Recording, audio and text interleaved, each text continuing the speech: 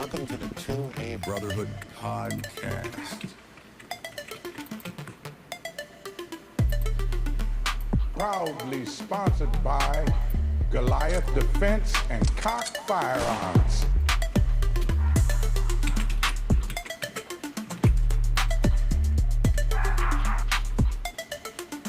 How copy over.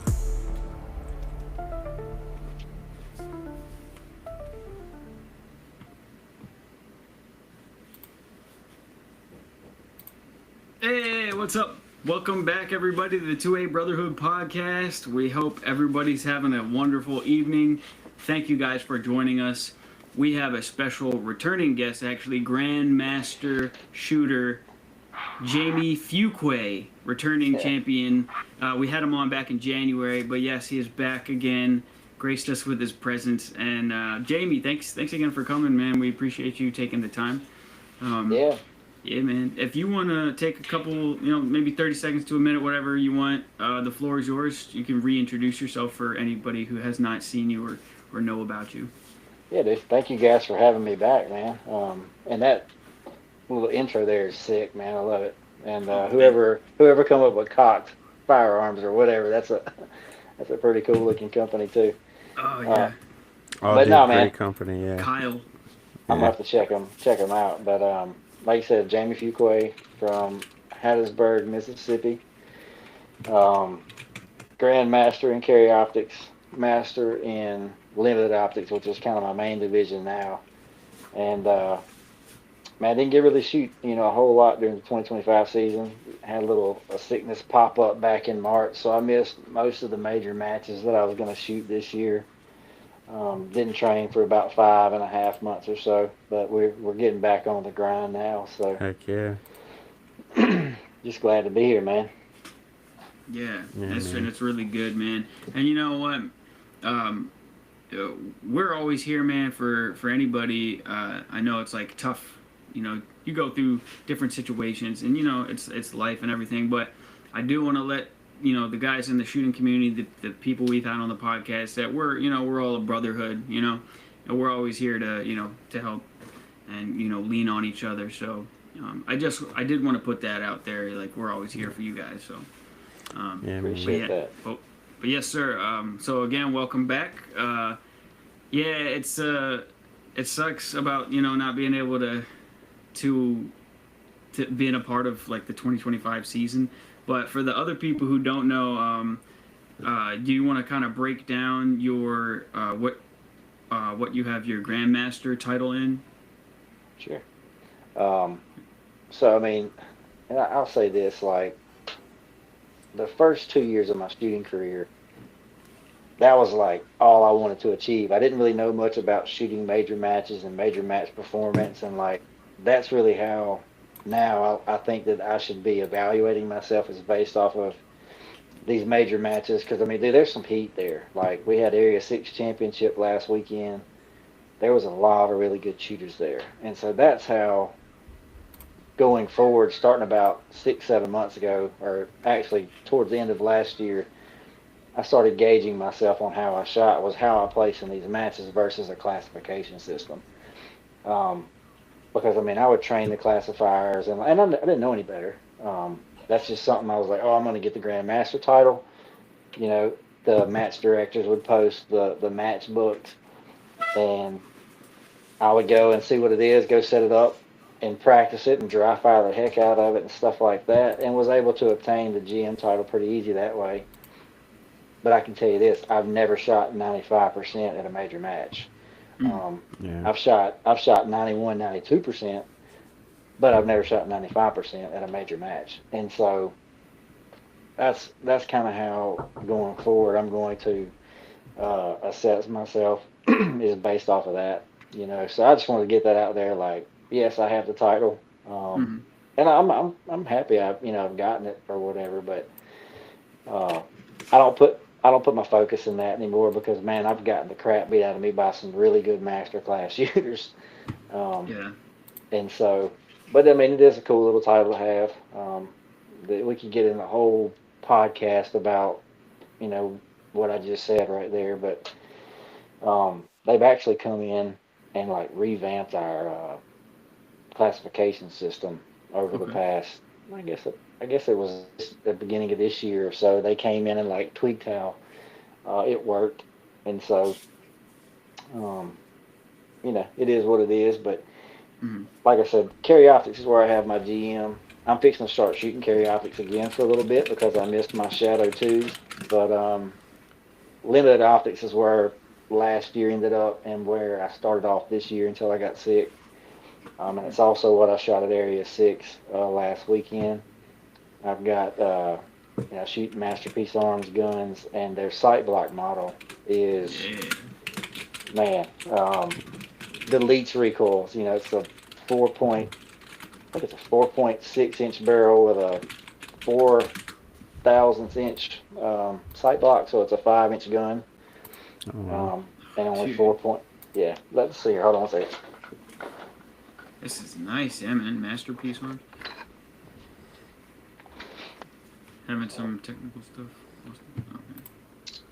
I don't know if you can see it or not, Oh, that is beautiful, but it's got the sight block that doesn't reciprocate, man. and that's like just recoil deletion right there. Dude, seriously, man. So I got a quick question for you. Sure. So you're like you said, you were out for most of the year, basically. What's it like going back into it, not having done it for, basically missing the season? Like, what was your preparation like to get back into it after being out for so long? So initially coming back, like the first thing I did was went and shot a local, and it was middle of August, and you gotta think like you come from being sick. I lost 60 pounds. I think I was 220 before the sickness, and I got down to like 160. Um, and so I go out there, and I'm like about to pass out as the match is over, and realize like, okay, dude, you gotta tone it back. Like you're not 20 anymore. But I got back into dry fire real heavy, man, and instead of shooting these local matches, I started practicing.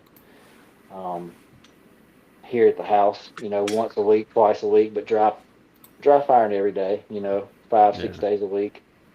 And I've got a buddy who has a gravel pit about 2 miles down the road, and he's got probably 40 steel targets set up in it. And so I've got easy access to be able to go and practice in my backyard or at his place. And so I was able to throw myself back in it, man. Like, I wish I would have found this sport back when I was, a teenager, 20 years old versus 3 years ago. Yeah. Um, and like that addictive personality, it carries over, like when I Yeah. started getting into guns, like it was like I'm going to be 137% in this thing. Um, and so I'm all in that sucker. But, Heck yeah. Hey, real man, quick, Josh, can you fix the camera? It's just on you. Oh, okay. I see it on you, but okay. All right. Good to go? All right. Yes. But Sorry. yeah, no, that's good. Yeah, that was my thing. I was really wondering was like, I imagine that was really intense trying to get back into it after being out and everything, Yeah. But And yeah, it it Having to seems seems like like figure out. your focus is shifted too. It seems like, yeah. yeah, and it seems like it's doing really good for you. Like you're able to really like kind of dive into it and just put all your energy into it and just uh, dedicate yourself to it, which I Yeah, imagine helps out a lot. it does.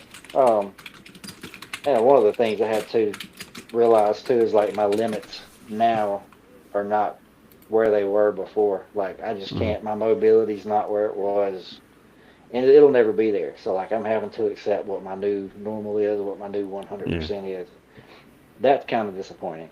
Um, yeah, but at the same time, it's like, dude, be grateful that you're not dead. You're still able to get out here and go compete, and still yeah, compete, at a pretty high level. Um, and so that's one thing that I have struggled with is, accepting that new normal. But I, at the end of the day, I'm very thankful to still be able to do this thing. yeah, exactly. Yeah, it seems like you're really passionate about it, man. That's awesome. So, So yeah. Oh, go ahead. No, I Sorry, wanted to ask him about the classification changes. Have you done any like in-depth looking into them? Not too much, man. Like I No. said, I kind of shifted away from. So the way that it worked before, like you could do one reshoot per day on a classifier, and so let's say I shot it and shot at 80% and wasn't happy. Well, I could pay the range, the match director, range master, whatever. I could pay him an additional $5 or whatever his fee was to shoot it and reshoot it, and the classification system would take the higher of the two. Mm-hmm. Well, one of the things they've changed is they will still allow you to do that, but now they take a average of the two scores. So it's kind of, they did that to like, I guess, have people like really think about it. Like, okay, you shot 80 this time, you could maybe shoot 100 and have a 90 average, or you might shoot a 60 next time and have a 70 average. So Yeah. they really, and I mean, I'm cool with that, man. Like I said, I think after really stepping back and thinking about it, I'm cool with the way it is. And I used to look at the classifier as, oh, I don't care if I crap on a match, I want to shoot the classifier well. And now it's totally opposite. It's like I need to shoot all these stages well. If a classifier is not one of them, then when I go to the next one, I've got to get as many points here to try to make up for it. So Yeah. Well, I imagine that still comes in handy, like if you trip during your run, or something happens to where it's like it's not something you normally do. yeah, I mean, if it's just like a bad shot, like bad shooting, it yeah, might not be, good to go and do it again. But I feel like if it's something that's an underlying or like a kind of out of the ordinary factor, um, yeah. So having the ability to reshoot, it and it possibly is bump up nice. your average. Yeah. It is. And so going back to this first match back where I'm talking about to pass out. So the classifier that day was a two-string classifier, and I shoot the first string, and you basically just reholster the gun, move up. I think it was like 5 or 7 yards, go to the next box, going to shoot again. Well, I do all that, move up, and they're like, all right, make ready. So I get ready, already ready, stand by beat. And when I go to grab it, I had locked my holster and I couldn't get my gun out. And so Oof. what should have been like a 3.5 second run was like 6 seconds. So on stuff like that, absolutely, Yeah. had a brain fart. And some people would argue and say, no, you need to be more mentally in it. You need to get that out. But, I had just come out of the hospital. I was just glad to be out there. And so it would have definitely benefited there, but I didn't worry about it. Yeah. Yeah. Because at the end of it, it's really, I mean, you're out there to have fun. Yeah, it's nice to be competitive. It's nice to win, but at the end of it, it's good training and just nice to enjoy Yeah. yourself. Well, that's it, man. That's why I got into this deal to begin with. Was when I got my concealed carry permit. It's like if you're going to carry a gun, you need to be responsible with it. You need to know how to manipulate it, and you need to know how to get where you're shooting at. Yeah. And so, I mean, that's the main reason I do it. And Josh mentioned earlier, like the the shooting community. I've only met one asshole, and I'm sure there's more out there, but I've only come in contact with one asshole in 3 years of shooting. Like most everybody would take another gun out of their truck and give it to you to use, or give you ammo, or give you whatever you need so that you can run a match. And so, like, I've met some of my closest buddies, Billy Harrington that you guys have had on the show. Yeah. I mean, he's like my brother, and so he actually just got elected for Area 6 director. Um, So, a little shout out to Yeah, old Billy, man. man. That Proud that of was that so guy. awesome. We had him on like just like maybe a couple weeks before the yeah. election was taking place, man. So it's really awesome to see that he got that, man. I think he's like perfect for it too. Absolutely. He's a good man. Yeah. He's going to do what Definitely. he says he's going to do, and he can't be bought and manipulated, which is awesome. Yeah. So, but like, he's one of my brothers. Y'all have had Tyler Tharp on here before. He's another buddy. Yep. All those guys are real Synergy. close to here. Yeah. Yeah, So, man. That was uh, actually we had them on back to back. I think one week was It was like not even that long ago. It was like maybe less than a month. Yeah, we had both of them on. And it's good to see, like, after so long, just to see like the progress everybody's making, man, and like, all the, and the social media posts and everything. It's really cool to see like where we were at, the first time we were all together on the podcast and where we are now. And just seeing your guys' mindset and then like how dedicated you guys are, how the training, like, it's it speaks for itself and you can actually see the results, man. So, and then a lot of the guys have their own companies, so it's like it's perfect for their it's like a good advertisement for their company, because it's but yeah, man. So speaking of company, guys. we were talking a little bit. Do you want to get into that? Oh yeah, you're switching. Yeah. You started a company. Yes. So Peacemaker Arms LLC is the name of the company, and right now I'm looking at buying a PVD vacuum. Okay. And so that's how I'll be able to do your DLCs, your nitrides, and all your PVD coatings on the steel. I've already bought all the stuff to do Cerakote work, and and so I'm going to do some gunsmith work and work on coating guns. I mean, that's something that I've noticed the past year and a half of ordering guns and dealing with stuff and sending stuff off, and everybody's always waiting on coating. And it's, oh man, they're doing a crappy job. I've got to send it back 3 or 4 times before they get it right. And so, I mean, there's just a need for it in the firearms community. And so I'm working right now trying to get the PVD vacuum bought so that I can, get this thing rolling. And I think it's gonna be pretty awesome. I mean, it's kind of scary. You leave a career that you've had for 17 years. Yeah. And it's like, man, what's going on? But the name was actually something that my wife was, she was like, Peacemaker Arms is, something that comes to mind. It's from Matthew 5:9. And so we were going through the Beatitudes in our church sermons, and number 8 was Matthew 5:9. Blessed are those that are peacemakers, for they will inherit the kingdom of God. And so, like, this is like 3 weeks after she gives me the name for the company. Like, this is the sermon at church, and like, I've been praying about it, and like, okay, I hear you, God. And then, unfortunately, like a week later, was when Charlie Kirk was assassinated. And dude, I can't tell you how many clips I saw of that dude. In like a 2-day period, I saw probably half a dozen to 10 clips of him quoting that scripture. Yeah. Wow. And I was just like, you know what, we got to do this. Like, I'm scared to death. Hey, if God's calling you to do it, and you got to leap, man. Bro. That's it. It's like after all that confirmation too, it's like, all right. Yeah, if he's calling you to do it, man, you got to take the leap. So we're all in now. Like, the Trust job's in gone. Yahweh. That's That's it, awesome. bro. So we're here, and we're gonna roll forward with that, man. And I'm looking forward to it, because to be able to do something you love, like I've hated going to work for the past 2.5 years.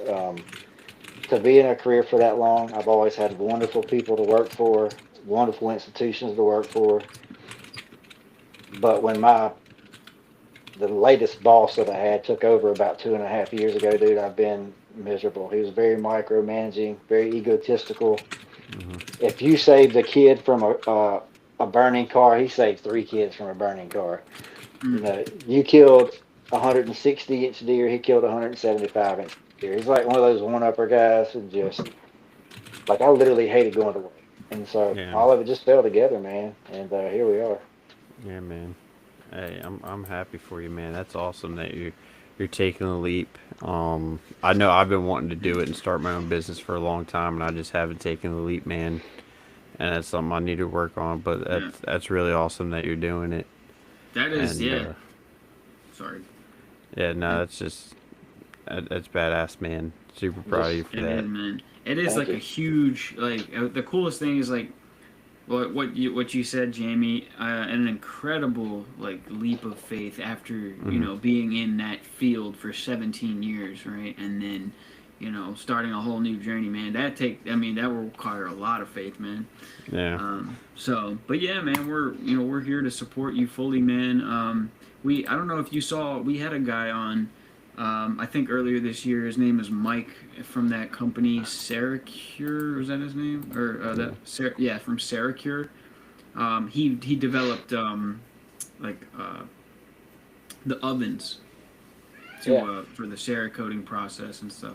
And they apparently it was like he was at like the forefront of some breakthrough with that, and he like cut down the curing time to like a fraction of what it normally takes. So I don't know. Have you heard about him? Now I I'm gotta gonna look ask. him up. I gotta ask you, man. I'll send you the website, right? I gotta ask you, man. So my daughter absolutely loves Mickey Mouse and Minnie Mouse. Okay, I have wanted to turn my Glock into a Mystery Mouse Cthulhu Glock. Okay, for the longest time. Are you able to do that for me? I might be able to tootle it up, man. You're gonna O-Toodles it? I think I can. You gonna give me the Mystery Mouse Cthulhu special? That's good stuff right there. Yeah, dude. That brings back so many memories. Like my daughter just turned 16 and just got her car and driver's license and everything, and like I can remember, like I don't know, 14, 15 years ago, like sitting on the couch watching, Mickey Mouse Clubhouse, dude. That's freaking crazy. Dude, my daughter still to this day she watches it, and she absolutely loves Mickey, Minnie Mouse. And I always, every time I see it, I'm like, man. Anytime like the Mystery Mouse Cthulhu comes on, I'm like, man, if I had like my Glock, just Mickey, Minnie, just right on the slide it says Mystery Mouse Cthulhu. On the back it says O-Toodle. On the other side it says O-Toodles. Like that'd be badass. I think that'd be badass. That could definitely be done for sure. Yeah. No doubt. Yeah. We did have another guy on. They all had their own like. You remember that guy we had on who did like the special camo, Austin? Oh, the dick what I'm print. talking about? Yeah. He did the dick camo. Yeah, it's like a camouflage. Yeah. I've seen that. Yeah. It's pretty popular. Yeah. I guess with that, like it's like, okay, well, I know how to do it. I might as well just make one. that podcast episode had a lot of dick talk in it. Well, that's Impact Machine. Have y'all heard of that guy before? He's down here in West Monroe, Louisiana, but he's got a certain cut that looks like a dick and balls on the slide, and then he puts ports in it. Yeah, I'm all for it, man. I'm all for it. Put some dicks on my gun, Impact Machine. Yeah. Impact Machine, yeah. Scott Milam. Have y'all heard of Cajun Gunworks? Cajun? Yeah. I don't know. That sounds familiar, but are they out of Louisiana? They're both in West Monroe. So David Milam owns Cajun Gunworks, and I don't know if it's his son or his nephew or cousin or something. Scott owns Impact Machine. They're probably 10 miles apart, if that. And both crushing it, both doing. Scott at Impact he'll work on more than just a CZ or a Tanfolio or whatever. He'll do whatever. Cajun Gunworks is strictly like Shadow 2s, pretty much. Any kind of CZ, but mostly Shadow 2s. Yeah, looking at their stuff now. He's got his Facebook page is pretty active. Scott Milam. Yeah. Do you guys? So you done business with these guys? Oh yeah. So Cajun has, I think all of my Shadow 2s have. I don't know if I bought them from there. I bought some from there, but they've done all the work on them for sure. And then Scott did the most recent work on my Shadow 2. That's the first time I really dealt with him. And so, but they do good work, man. And Scott, waiting on coding for my gun, it was like a 5 or 6 month deal. Once again, it's like, we need to fix this problem. Like we don't need no 5 or 6 month turnaround time on coding a gun. Yeah, seriously.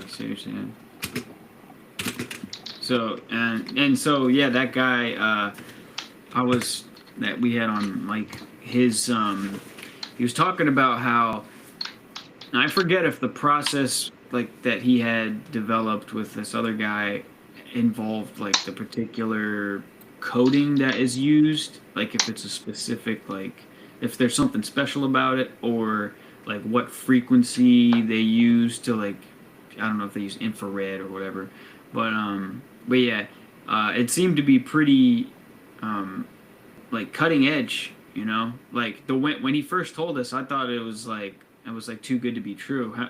Like he said, it cured in like what 8 hours or something, or maybe less. Austin, you remember? Sorry. Yeah, it was something crazy like that. Yeah. Sorry, my daughter woke up and she's going absolutely crazy. Oh, okay, no problem. No problem. So that's why I had to mute myself because she's sitting there banging on the door. You know. That's good. Yeah. But yeah, I Sure. think it was some like crazy, yeah, like some crazy good like your time.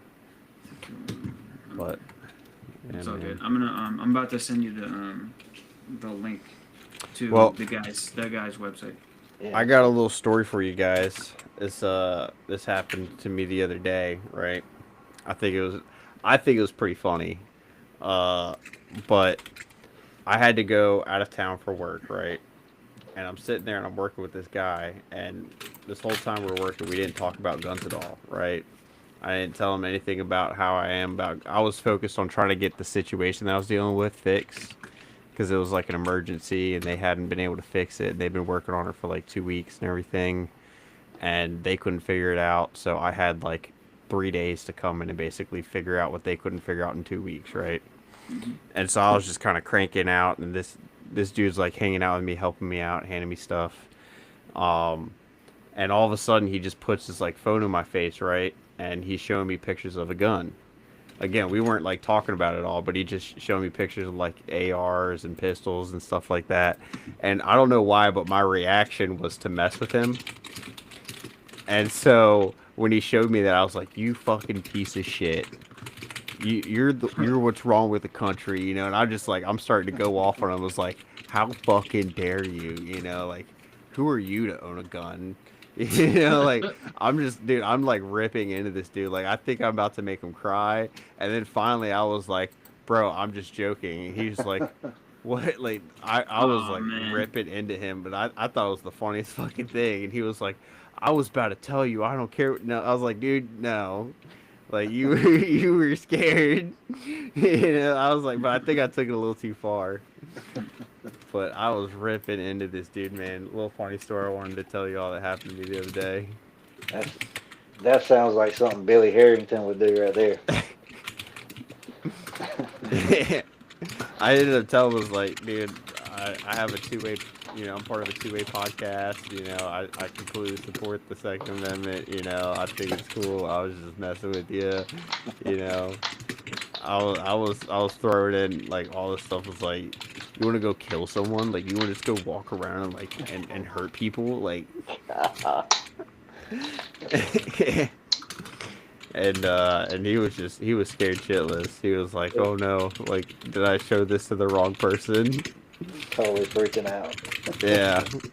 I finally had to tell him. I was like, "Man, I'm joking." Yeah. Then we ended up having a good conversation about guns while I was working. Helped me clear my mind a little bit. But yeah, I thought that was funny. I just wanted to share that with you guys. A little off-topic story there.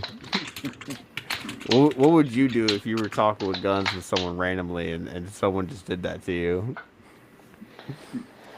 I think I would go ahead and tell him, like, "Hey, man, you're barking up the wrong tree, dude. I got like fucking 7 of them back here, like right now. You know, I've only got one AR actually, but yeah, I think I would just go ahead and tell him, like, "Man, you're barking up the wrong tree, cuz got one in my pants right now."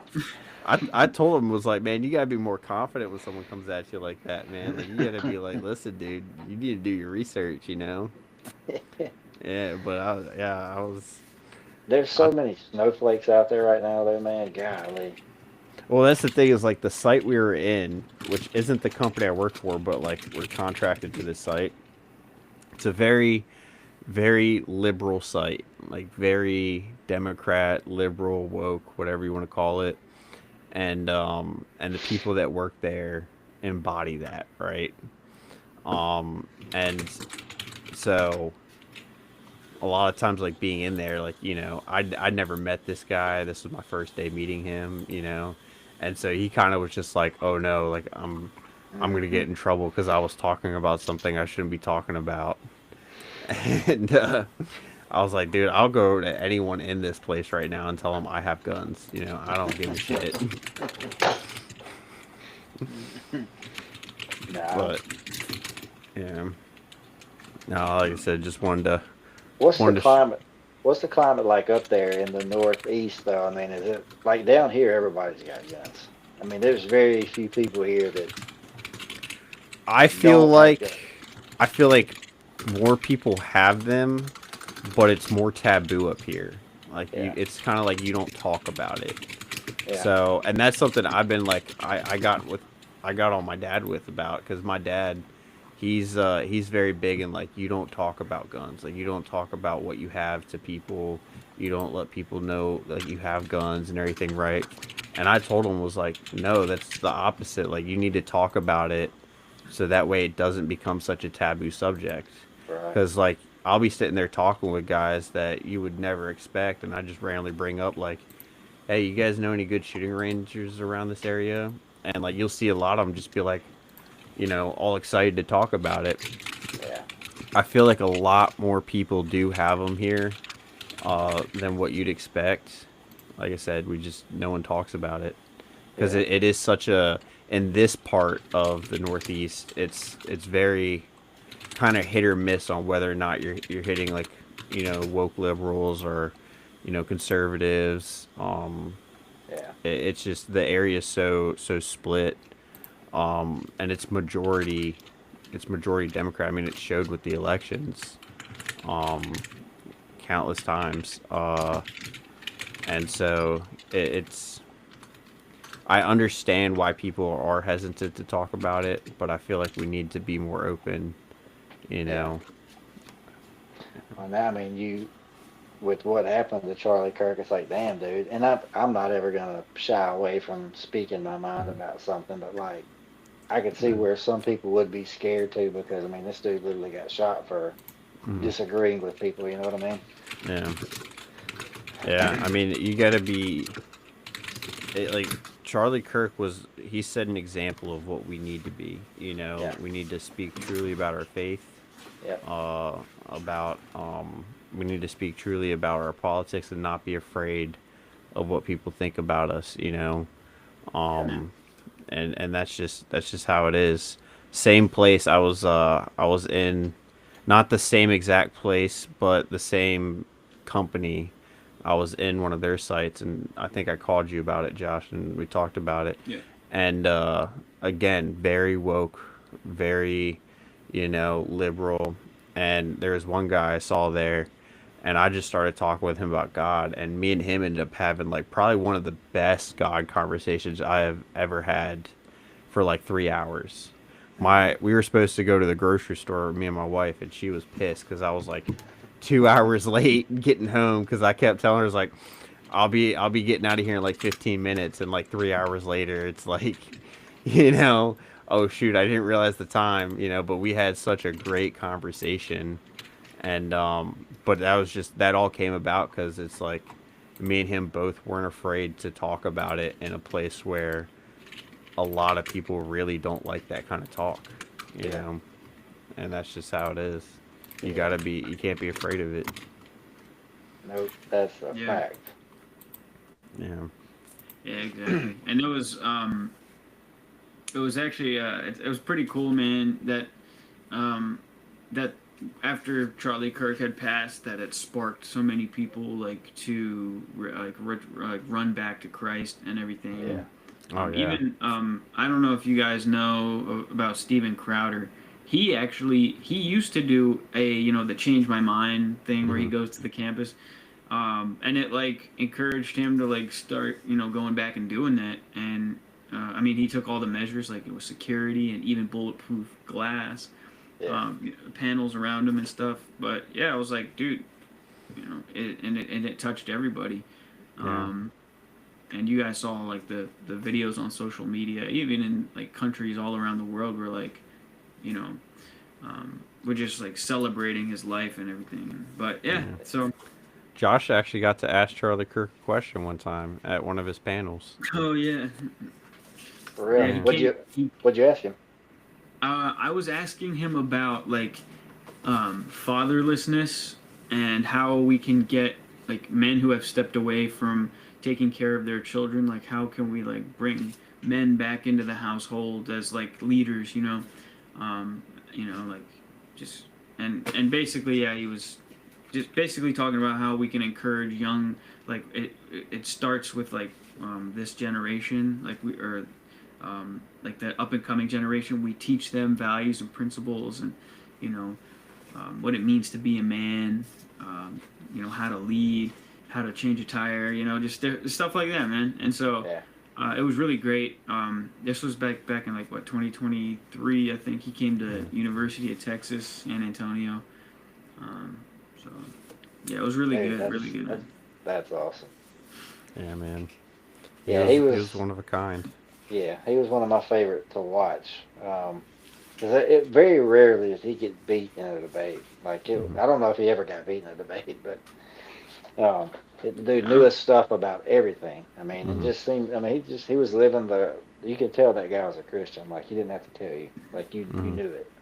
Yeah, and the cool thing was he was able to back up everything he was saying without using the Bible. So like if someone came up and was like, screw the Bible, none of your religious beliefs have any effect on what I'm doing, he was able to back up all of his beliefs without using the Bible, which is something that, because a lot of times, like when you're just solely focusing on the Bible, a lot of times people, if you're trying to change their opinion, they'll kind of tune it out because it's from the Bible, and the fact that he was able to still come across the same way without having to without using that, and then also throw in scripture on top of it as to why, that was really cool. Mm-hmm. He was on another podcast, and I'm really not sure how long ago it was, but he was saying how like if you, the gentleman who was the host asked him, if you were to die, what would you want to be remembered for? I saw that, yeah. Yeah, and of course, his boldness and response faith. was my faith, yeah. Yeah. He man, certainly did that. He's definitely that's definitely what he's known for now, man. Mission accomplished, bro. Yeah. But, and the sad thing I hate, the thing I hate to see is the people who are celebrating the fact that he is gone now. And I was like, it made me think about like, in the book of Revelation, it talks about how there's going to be two witnesses that come and preach towards the end, and they're going to be martyred. And for 3 days, people will celebrate, give each other gifts, and they will be like dancing and partying in the streets and stuff, man, just like so happy. And I was just like, wow, man, like he totally was martyred also, and people are totally celebrating the fact, that he's gone now. And yeah. Have you seen the backlash from like a lot of those people? Like one girl on TikTok, Megan Farina. Okay. I don't know if you guys saw the clip, but she was all right, guys, let's bow our heads and have thoughts and prayers for Charlie Kirk. Oh, dude, her husband's company went under it. Yeah, she was like, all right, bitches, and then she's like, thoughts and prayers, and basically like making fun of the situation. She didn't post for like, I think it was like 2 weeks after that, right? And then her next video that she posted, because she took that video down, or it got taken down, I don't know. But her next video she posted was like, since posting that video, my life has been thrown into what I could describe as a literal hell, and it's like, well, I mean, you kind of asked for it yourself, you kind of did it to yourself. You have the freedom of speech, but you also have the freedom of consequence. Yeah. Right? And that's the thing is like all these people were, so all these people that were getting fired, right? were like, I thought that the right was for freedom of speech, and then it was like, Yeah. yeah, you're not in jail for saying that. You're Right. not arrested. You didn't like suffer any legal consequences for saying that, but you did suffer consequences because the company you work for or the people you represent don't want to be associated with someone that celebrates the assassination of a person.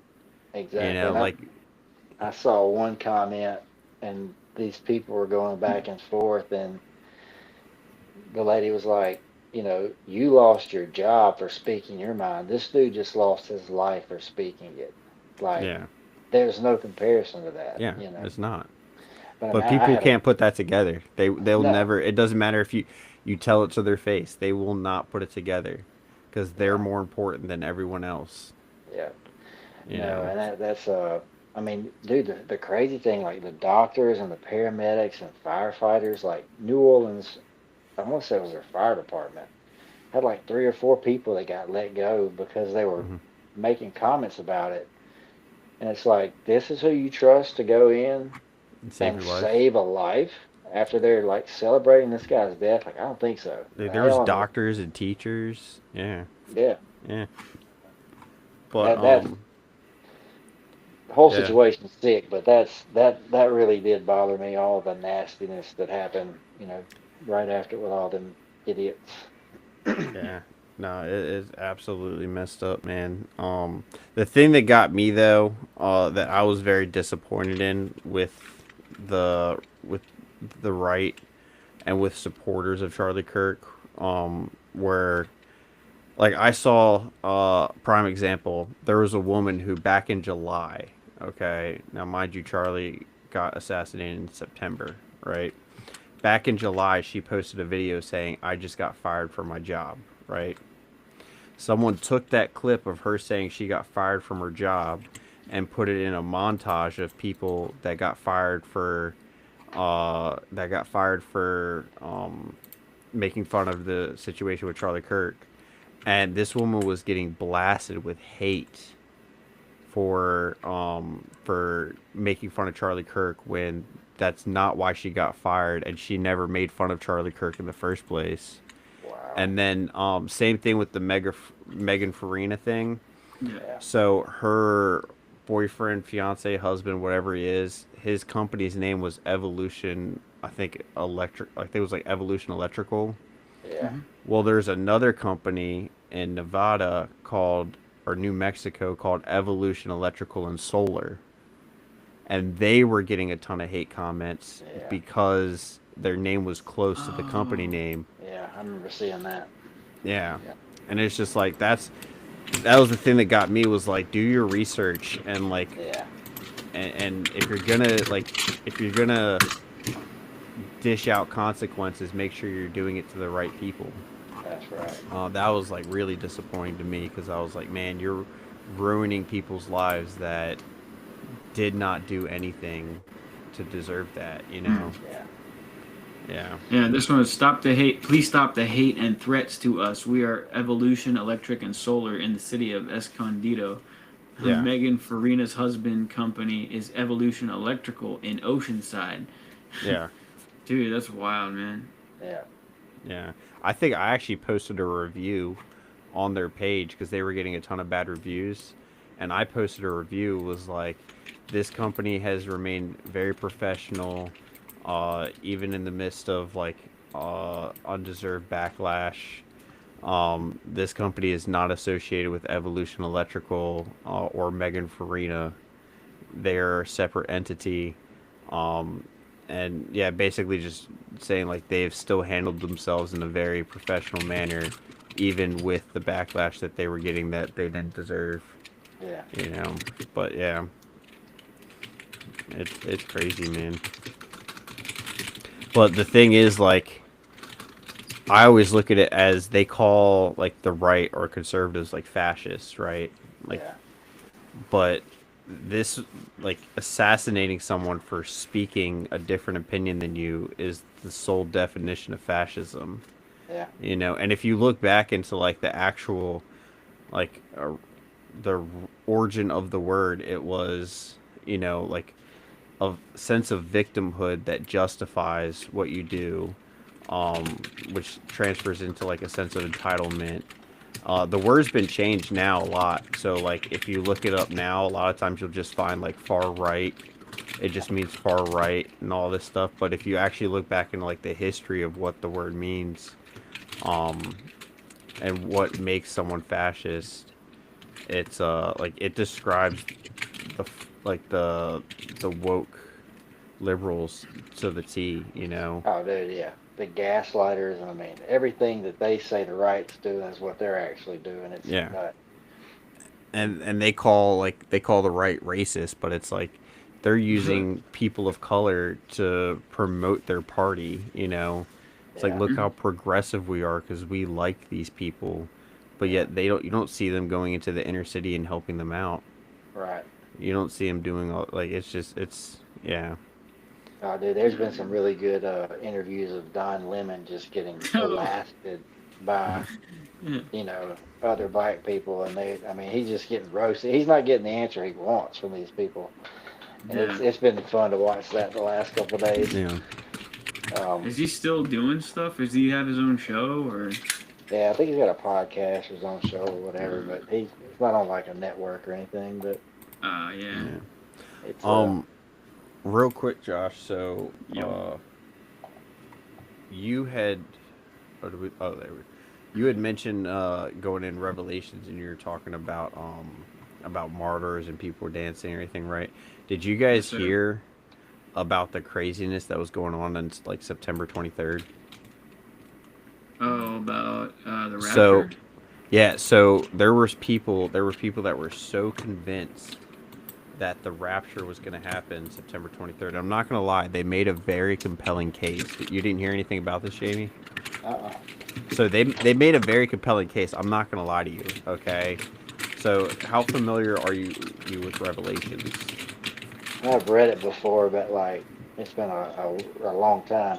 So you're familiar with are you familiar with when the second coming, like the trumpets call, the rapture and all that stuff, right? And how the trumpets will sound.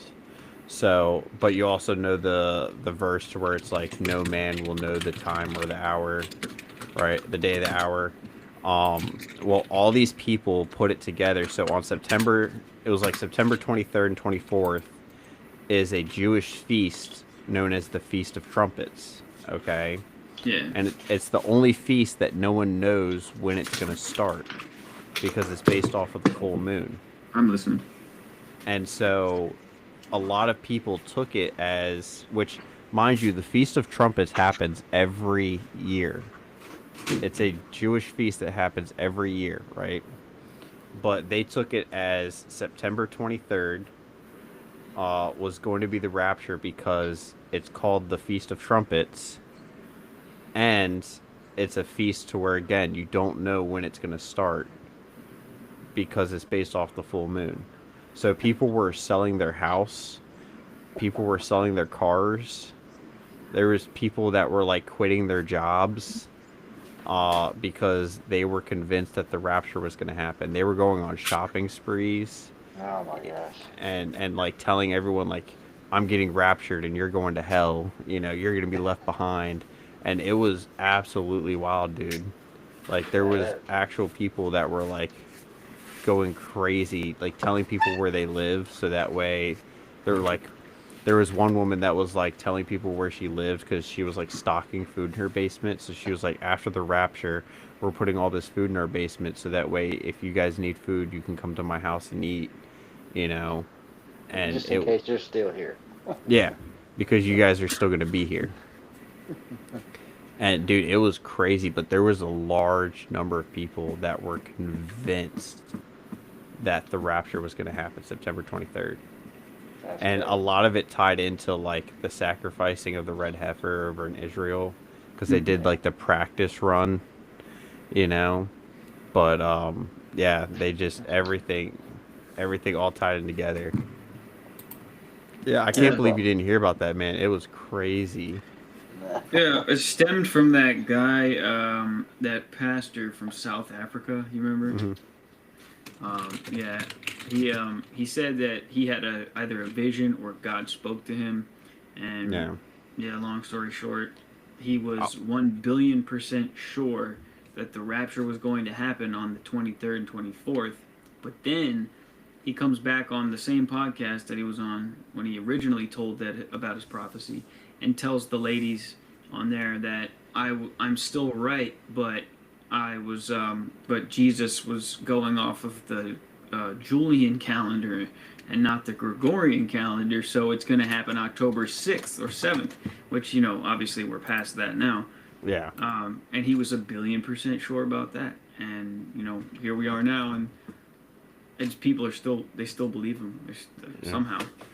But no, It's like a cult. It's a cult yeah, following. dude. But the thing is, like, there's a reason it's in the Bible where it says no one will know the day, the time, or the hour, or the day or the hour. We're not supposed to know, because we're not supposed to be like shit people our whole life and then be like, well, on September 23rd is going to be the rapture, so I'm going to make sure I repent September 22nd and give my life to Christ September 22nd, but I'm going to go out and I'm going to be a terrible person. Yeah.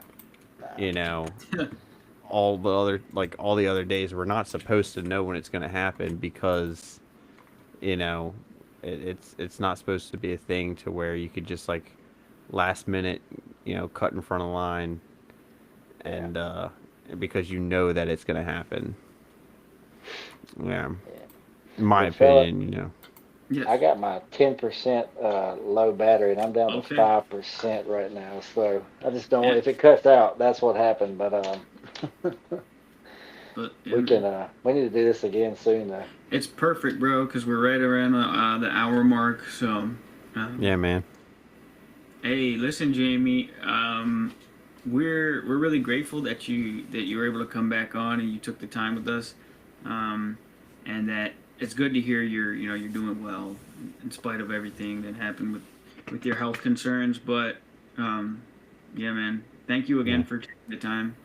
I To be on. appreciate you guys having me on for sure. Yeah. And real quick, just so all you guys know, if you guys are looking to purchase a new firearm, there's this cool ass website called Cock Firearms, and they got just about anything you're looking for, right? They got accessories, they got firearms, and if you use code 2AB, right, you will get 10% off your order. All right, that's a little special plug there for you. And if you do purchase a firearm from Cocked Firearms and now you need a holster, well, there's only one holster company you go to, and that there is Goliath Defense, okay?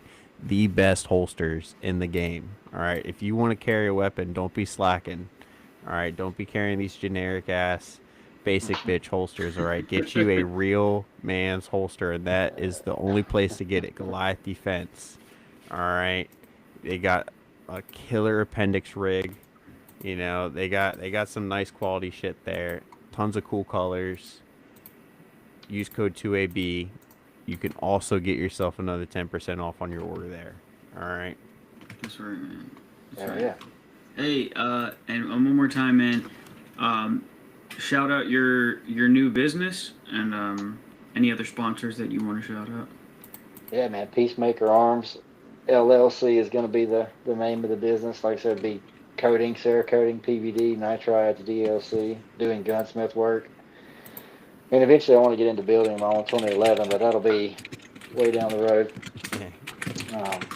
But yeah, man, that's it right there. And Masterpiece Arms is a great company too if you're looking for a 2011. Best in the game. No doubt about it, man. So that's really all the plugs I've got right there. There you go, man. Awesome. Heck All right. yeah. Well, thank you again, guys. We'll see you next Friday. You got anything else? We're good. We're good. Appreciate you guys. Appreciate you. God bless you, brother. Thank you, guys.